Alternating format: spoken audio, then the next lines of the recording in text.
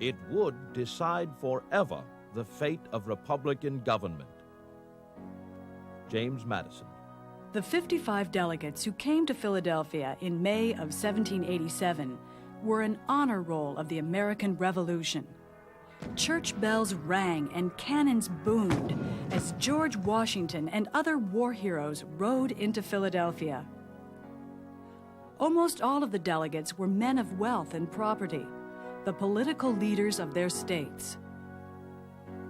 Meeting in Independence Hall, the convention voted to lock the doors, nail shut the windows, and do their arguing in private. Secrecy would allow them to speak their minds without fear of attack by the public.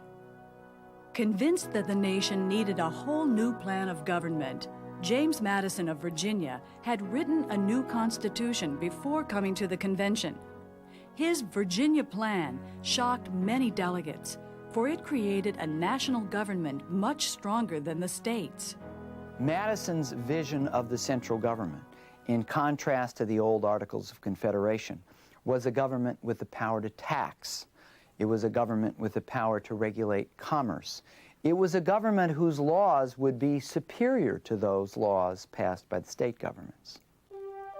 Madison also called for two houses of Congress, the House of Representatives, elected by the people, and the Senate, elected by the House of Representatives.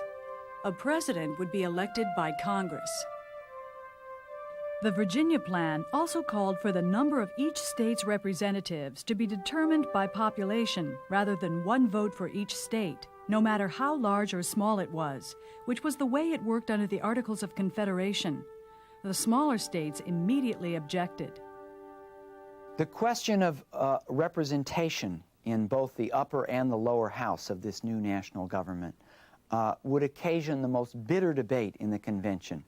Indeed, the convention was nearly paralyzed from the middle of May to early July on this question of the proper method of apportioning representation. Opponents countered with the New Jersey plan, which would maintain the basic sovereignty of the states, but give the Congress more power. To protect the rights of small states, it would keep the one state, one vote system that represented all states equally. By the beginning of July, the delegates were deadlocked. The small states refused to accept any plan that did not offer them equal representation. The stifling heat and clash of tempers drove the convention to the breaking point. Many threatened to go home.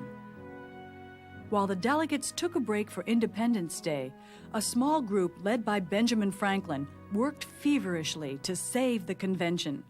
What finally came out of it was that the House of Representatives would have a representation based upon population, and that all states would have equal representation in the Senate. So each section felt it got something to protect its interest, and that formed the basis for the Great Compromise, or the Connecticut Compromise, which established our two houses of Congress and the present mode of representation. Can you imagine what it would be like today if we said we'll start over again, and now we'll create a new constitution, and we'll meet in a small room without air conditioning in the middle of a humid, hot summer? I don't know whether we could pull it off. It was, some people called it the miracle at Philadelphia.